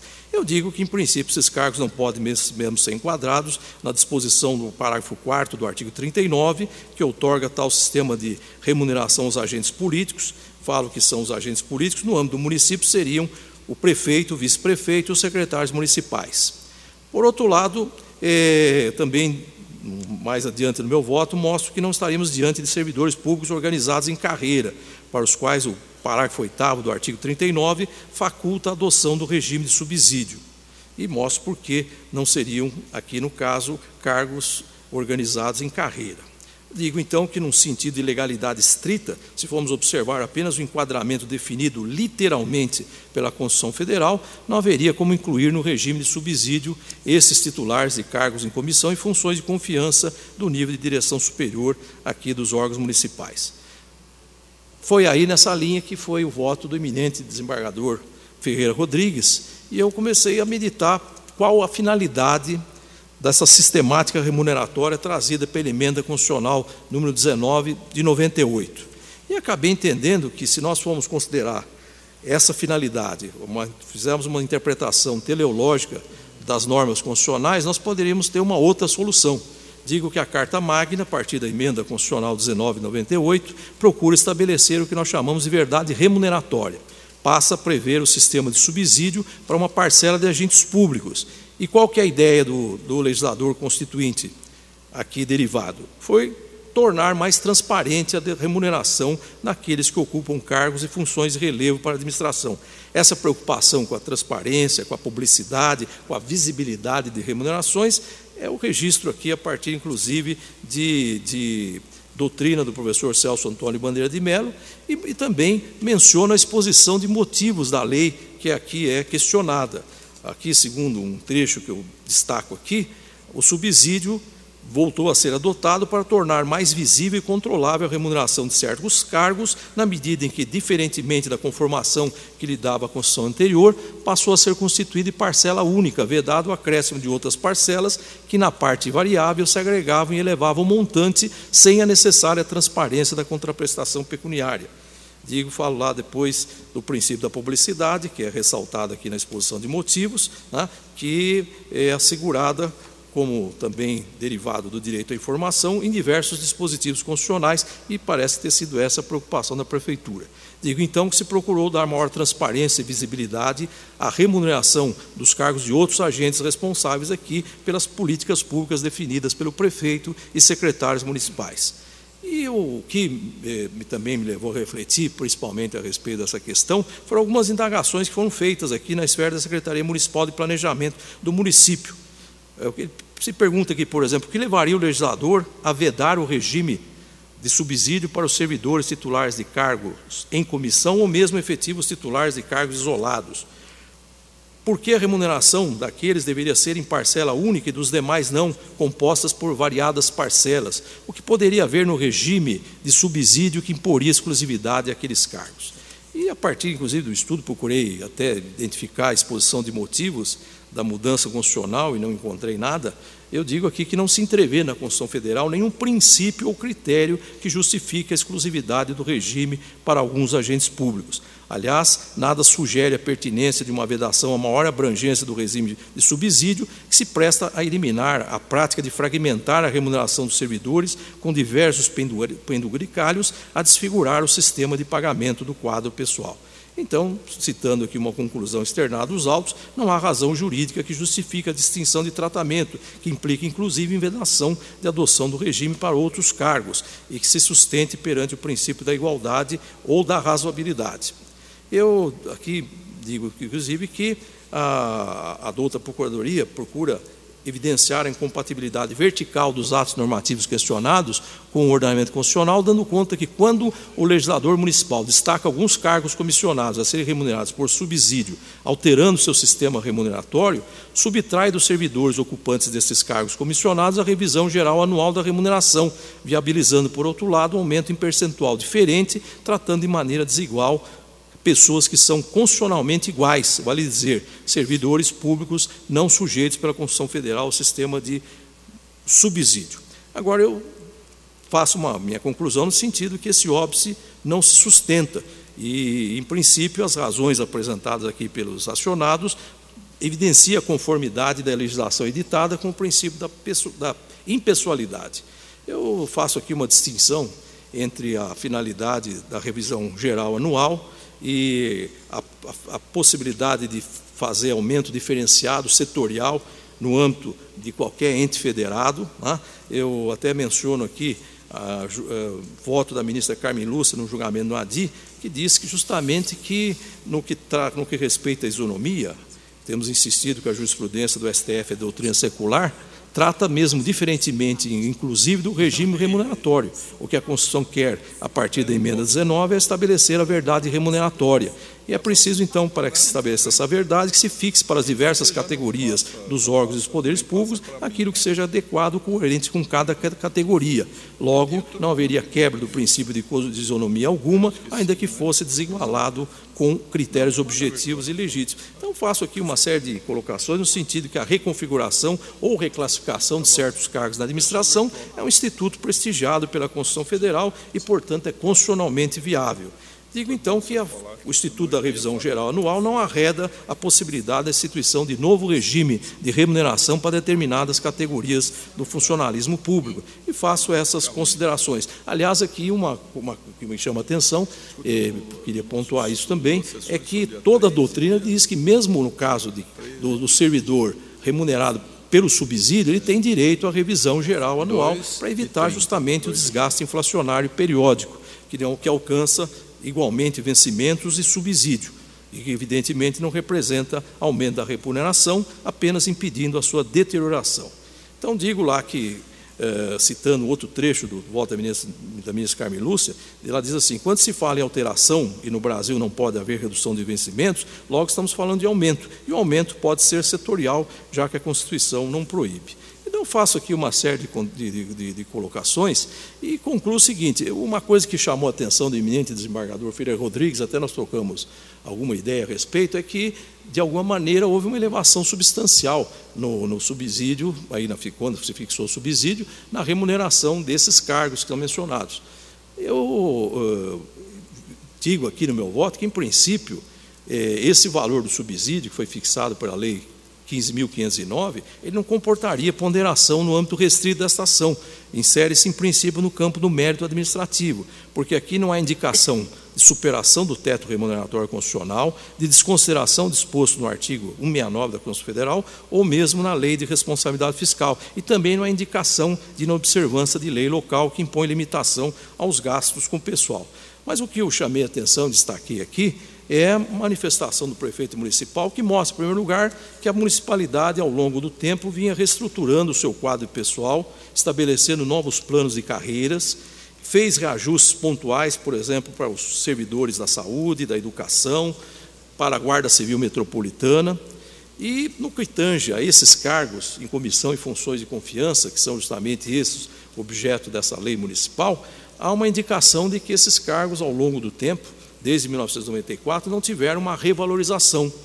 Eles vinham lá tendo um vencimento que era um determinado padrão, que só foi alterado a partir de uma concessão de uma verba de representação em 2001, e de lá para cá não houve nenhuma alteração, a não ser a revisão geral anual. E daí, quando houve essa revalorização pela implantação do regime de subsídio em torno de 200%, como é a média aqui, a Prefeitura mostra que só o acumulado índice do IPC da FIP é de 254,47%, e, portanto, não haveria revalorização dessas carreiras, desses quadros, acima da inflação no período. Então, em princípio, me pareceu que não há realmente que se cogitar aqui de uma discussão sobre o valor que se alcançou com essa modificação, até porque se procura remunerar aqui cargos de relevo, por exemplo, chefes de gabinete, que são assessores diretos de secretários municipais, prefeito, subprefeito, e dirigentes máximos de autarquias e fundações, que são órgãos de importância na estrutura organizacional do município. Eu digo, então, para concluir, que da análise do texto constitucional não se extrai a conclusão de que o regime de subsídio corresponde a uma prerrogativa de parcela dos agentes públicos. Eu quis estudar esse assunto e pensar o seguinte: bom, a Constituição fala em agentes políticos, servidores organizados em carreira.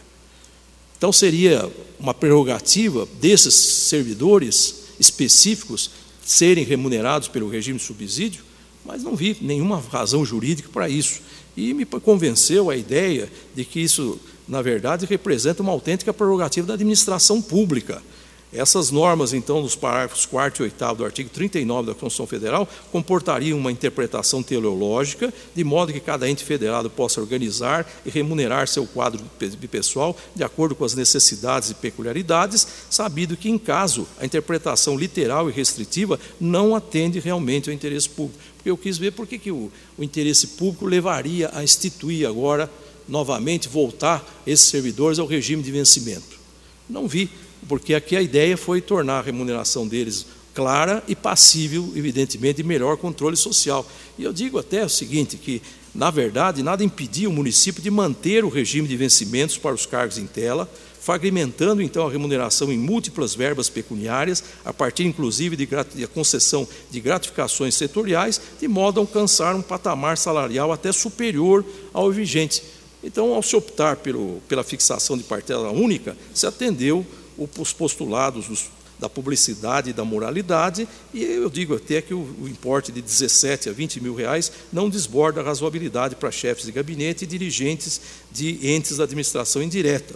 E eu até mencionei no meu voto que, se nós formos observar, por exemplo, os cargos mais elevados na estrutura do Poder Judiciário, nós vamos encontrar vencimento nesse patamar. Na Justiça Federal, muito superior ainda.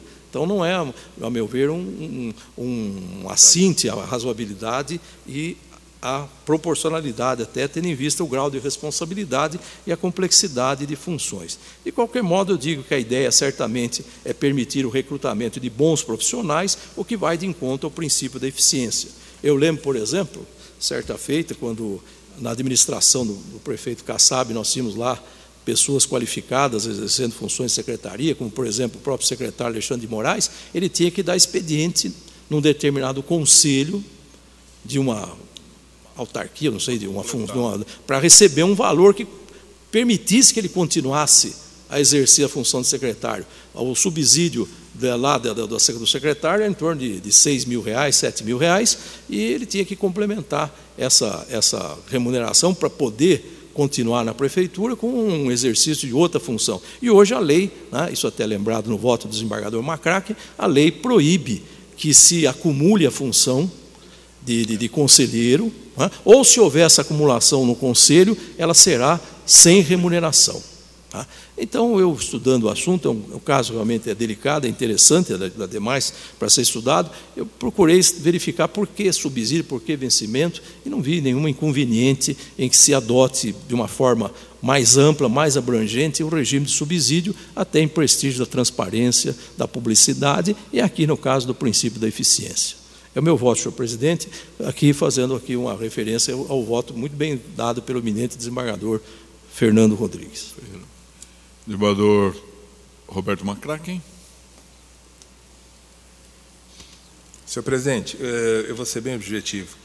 O proponente da demanda alega 3 pontos, basicamente, para chegar à inconstitucionalidade. A ausência de previsão na Constituição Federal da possibilidade de conferir o regime remuneratório de subsídio dos cargos comissionados. Segundo ponto, desproporcionalidade do percentual do aumento remuneratório. E terceiro ponto, violação ao princípio da impessoalidade por conta de tratamento privilegiado, dispendido nos cargos comissionados previsto na norma impugnada. O primeiro ponto, que é da impossibilidade de conferir regime remuneratório de subsídios aos cargos comissionados, o regime remuneratório por meio de subsídio foi criado com o intuito de dar mais transparência, como já colocou o Dr. Paulo Dimas, aos destinos do erário, visto que tal regime contempla uma parcela única, sendo vedado aditamentos ou acréscimos de qualquer espécie. Artigo 39, parágrafo 4º da Constituição Federal, e eu trago doutrina renomada que se coloca nesta posição. E ainda digo, quanto a este primeiro ponto, que, a despeito da inexistência de expressa previsão constitucional, não há por que vedar a aplicação do regime de subsídio aos cargos em comissão, pois, como ressaltado, tal sistema prioriza a transparência do destino do erário, vedando, consequentemente, a possibilidade de inserção de acréscimos e aditamentos eventualmente escusos. O segundo ponto, que é a alegação da desproporcionalidade percentuais do aumento remuneratório dos cargos comissionados e funções de confiança em comissão, o nobre representante do Ministério Público não contesta o reajuste concedido aos cargos de subprefeito e secretário adjunto, conforme se extrai do trecho da petição inicial constante de folhas. De plano, conforme ressaltado, há de se destacar que o valor dos subsídios dos cargos acima elencados não poderão ser acrescidas quaisquer outras parcelas remuneratórias que não sejam já expressamente previstas na lei em questão. Por exemplo, a praxe outrora realizada de acúmulos de remunerações próprio cargo e do desempenho de funções em conselhos não é mais possível. A lei deixa bem claro isso. Isto é, o acúmulo é possível, mas sem qualquer tipo de contraprestação pecuniária. Aí eu transcrevo o artigo que trata da questão. E não prospera, com o devido respeito, a alegação de que o reajuste foi desproporcional ou acima do razoável, pois os cargos beneficiados pela adequação remuneratória representam funções ímpares e de cúpula do Poder Executivo Municipal da cidade de São Paulo, que, aliás, é o maior município da América do Sul, com uma população de mais de 11 milhões de habitantes, tendo um orçamento quase 51 bilhões de reais e um produto interno bruto de mais de 470 bilhões, maior produto interno bruto do Brasil e o 10º maior do mundo. representado isoladamente 11,5% de todo o produto interno brasileiro. Ademais, não se pode olvidar que os novos padrões remuneratórios poderão atrair profissionais mais qualificados, objetivo que certamente é buscado por todos os munícipes que almejam uma função administrativa adequada. Isto é, as remunerações, além de não desbordarem do razoável e do proporcional, permitem a cooptação de profissionais competentes e de melhor qualificação para ocuparem os cargos em questão. Aí eu trago os valores que serão atribuídos, comparo com os valores de mercado, não vou fazer a leitura disso, mas os valores de mercado são triplo, quádruplo, inclusive em relação ao judiciário, né? Os valores de mercado, se comparar com a administração pública, enfim, estão muito acima. Além disso, no exame dos subsídios reajustados, não se pode esquecer que os referidos cargos comissionados e funções de confiança em comissão não possuem nenhuma estabilidade, sendo de livre nomeação e exoneração pelo chefe do Poder Executivo Municipal, diferente do serviço público. Fato que, certamente, não atrai, serviço público de carreira concursada, certamente que não atrai profissionais qualificados, principalmente quando os valores ofertados não se mostram minimamente razoáveis. E a última alegação, que é a violação do princípio da impessoalidade e desvio de finalidade, eu entendo que não dá para fazer esse tipo de alegação, ou do desvio de finalidade, se fosse favorecimento da parte dos servidores públicos em detrimento de outros, porquanto a lei em questão apenas realizou o reajuste setorial da remuneração de determinados cargos em comissão e funções de confiança em comissão, com base em critérios de conveniência e oportunidade, a meu ver, razoáveis, que, diante da ausência de evidente ilegalidade ou desproporcionalidade, como já exaustivamente enfrentados, exorbitam da possibilidade do exame pelo Poder Judiciário por representar o chamado mérito administrativo, próprio da discricionalidade do administrador. E trago jurisprudência nesse sentido do Superior Tribunal de Justiça. Dessa forma, com a devida vênia, não se verifica nenhuma inconstitucionalidade na implantação do regime remuneratório de subsídios nos cargos em comissão e funções de confiança em comissão, previstos no anexo 1 da Lei 15.509 de 2011. Ao contrário, há, como destacado, maior transparência nessa forma remuneratória. Também não existe violação aos princípios da razoabilidade e proporcionalidade, pois as remunerações estipuladas, no caso, correspondem à essencialidade, à responsabilidade e às peculiaridades dos cargos e funções aqui discutidos, que no voto eu trato, eu descrevo, procurei entender cada uma das funções e achei que está absolutamente razoável e proporcional. Assim, senhor presidente, com todo respeito ao nobre e culto desembargador relator, pelo meu voto, eu estou julgando improcedente a presente ação. Então, aberta a divergência, desembargador Ferreira Rodrigues.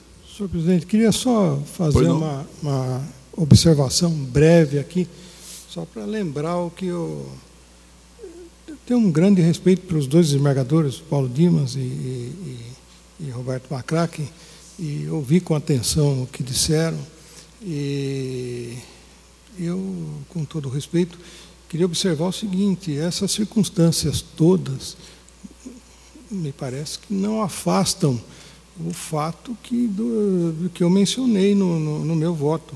O regime de subsídio é especial, obrigatório em alguns casos e facultativo em outros, que a Constituição expressamente prevê. Inadmissível, portanto, a utilização indiscriminada dessa forma de remuneração pela administração, que é o que a lei municipal, no meu entender, está fazendo. E inadmissível em função mesmo do que diz o parágrafo 4º do artigo 39 e o parágrafo 8º desse mesmo artigo. E eu digo aqui o seguinte, que a previsão constitucional expressa das hipóteses em que a remuneração por subsídio é possível, não é gratuita, evidencia a vedação, numa interpretação contrária ao senso, a que seja expandida a sua utilização para além dessas hipóteses. E menciono aqui um precedente também do Supremo Tribunal Federal. Tal questão, digo aqui, já foi abordado pelo Supremo Tribunal Federal no julgamento da medida cautelar aqui que eu menciono, a DIN 3.923 do Maranhão, em 16 de 8 de 2007, em que o ministro Eros Grau afirmou, aspas, a organização dos servidores em carreira configura, como se vê, pressuposto necessário à substituição de vencimentos por subsídio. fecho aspas. Eu não vou citar o meu voto, todo o voto que eu já li, só essas circunstâncias, e de forma que só por este motivo eu mantenho a minha decisão, julgando procedente a ação proposta pelo Procurador-Geral de Justiça. Desembargador Ademir Benedito. Senhor presidente, eu também, com todo o respeito aos eminentes desembargadores Paulo Dimas e Roberto Macraque, não sou especialista no assunto, como Suas Excelências e o eminente relator também, mas eu queria apenas colocar meu posicionamento antecipando o voto que acompanha o do eminente relator. Me parece que, em termos de regime de pagamento, o administrador público e a legislação não podem sair fora do que prevêem as normas constitucionais e ordinárias. E, no caso aqui, me pareceu bem demonstrada a violação dessa legislação infraconstitucional aos artigos 111, 115, 144 da Constituição, como bem colocado pelo eminente relator, desembargador Fernando.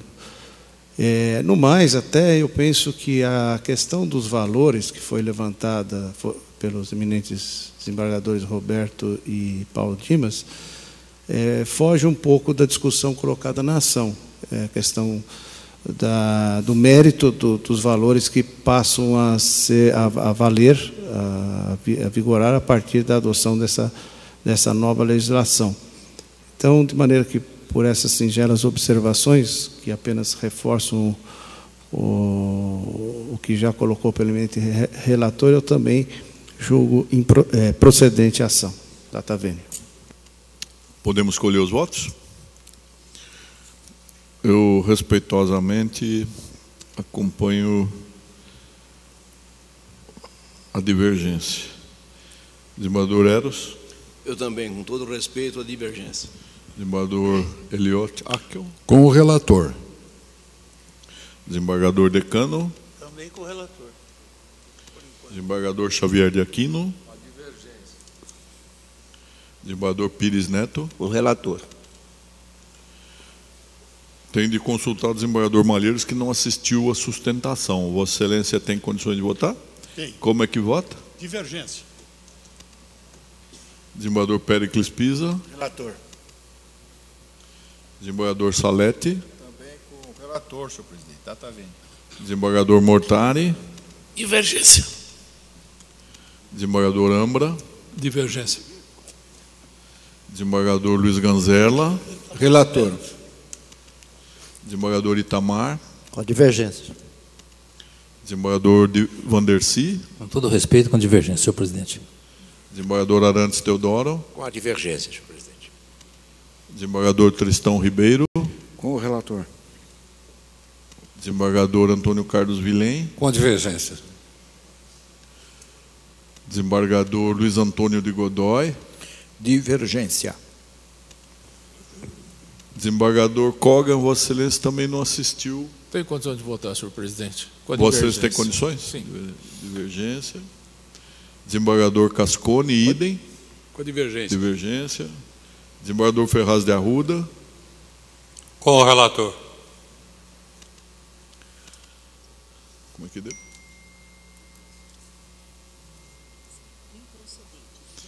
A divergência venceu, então o voto condutor é do desembargador Paulo Dimas e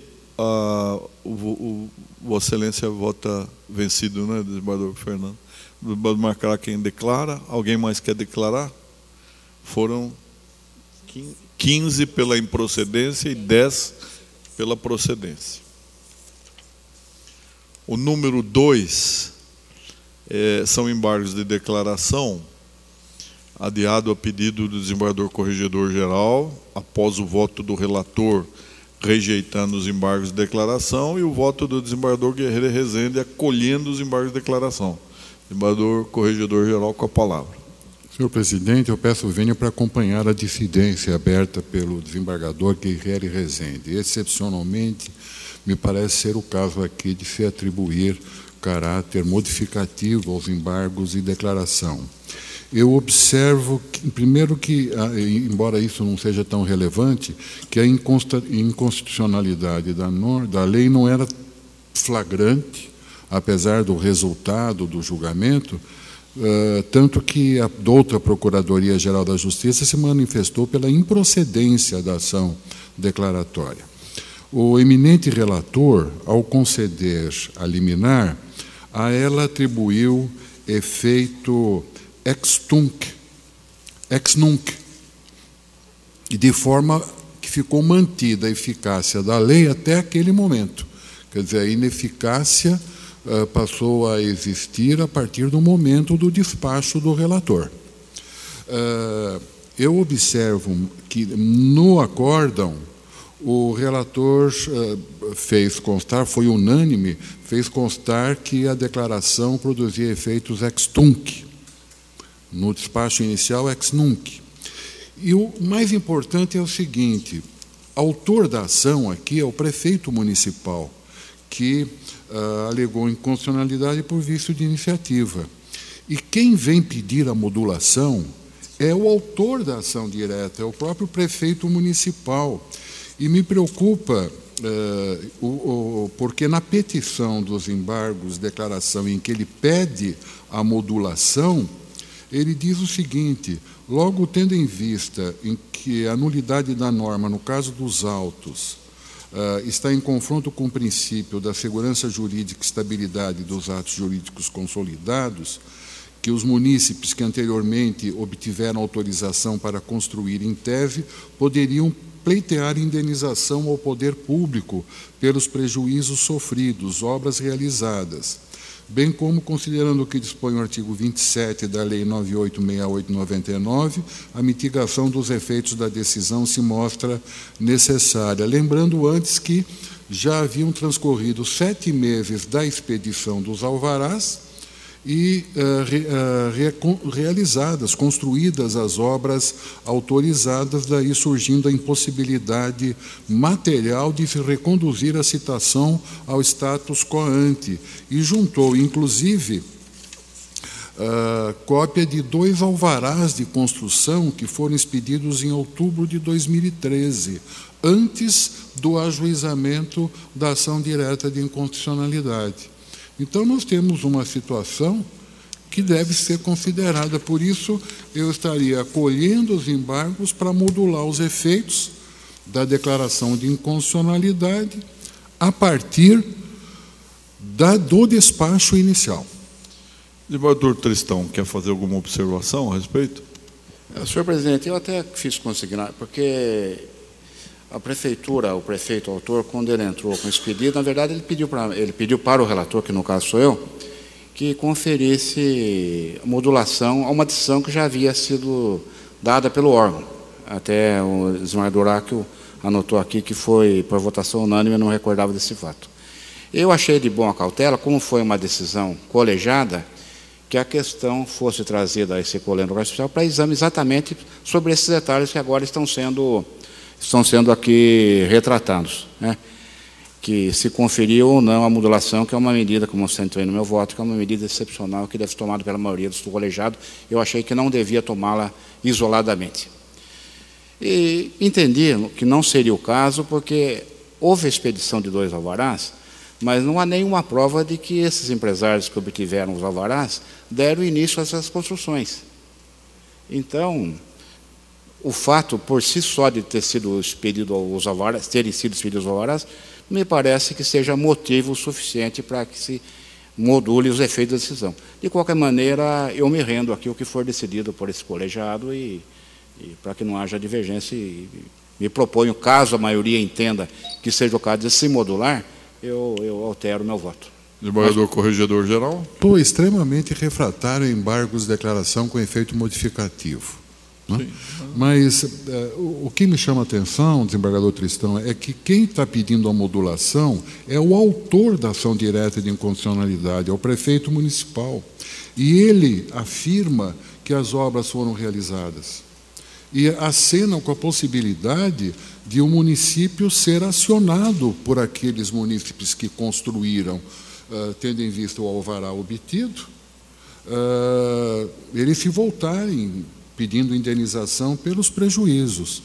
E então me parece ser um daqueles casos extremos em que eu admito o efeito modificativo. Eu só queria deixar fazer uma observação, que não há prova nos autos de que as obras tenham sido iniciadas, apenas prova da expedição dos alvarás. Esse é o ponto que eu gostaria de deixar. Desembargador Tristão, pelo que eu entendi, Vossa Excelência gostaria de aguardar os demais votos para se posicionar? Sim, por hora eu mantenho uma posição, mas se o órgão decidir... Pois não. Por maioria, então vamos acolher os votos. Eu, respeitosamente, vou também acolher de acordo com o desembargador corregedor-geral. Desembargador Eros. Desembargador Guerreiro já votou. Desembargador Xavier de Aquino. Corregedor. Desembargador Pires Neto. Acolho, presidente. Desembargador Antônio Carlos Malheiros. Corregedor. Desembargador Ferreira Rodrigues. Acolho também. Desembargador Péricles Pisa. Corregedor. Desembargador Salete. Também. Desembargador Mortari. Corregedor. Desembargador Luiz Ambra. Corregedor. Desembargador Roberto Macracken. Data vênia, doutor Tristão. Desembargador Paulo Dimas. Acolho os embargos, senhor presidente. Desembargador Ganzella. Relator, senhor presidente. Desembargador Itamar. Acolho. Desembargador Vandercy. Não diga no corregedor, senhor presidente. Desembargador Arantes Teodoro. Eu acolho. Desembargador Antônio Carlos Vilém. Acolho. Desembargador Ademir Benedito. Relator, senhor presidente. Rejeito. Desembargador Luiz Antônio de Godoy. Acolho. Desembargador Damião Kogan. Acolho, senhor presidente. Desembargador Francisco Cascone. Também acolho. Desembargador Ferraz de Arruda. O corregedor. Então, foram acolhidos com 1, 2, 3,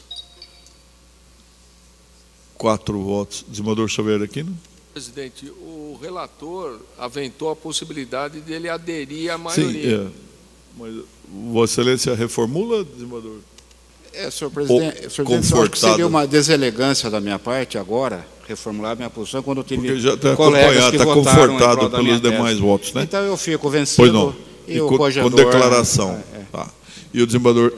Não teria problema se o desembargador Tristão continuar como relator. Para mim não tem problema nenhum. Eu apenas fiz um esboço, nem mandei o voto.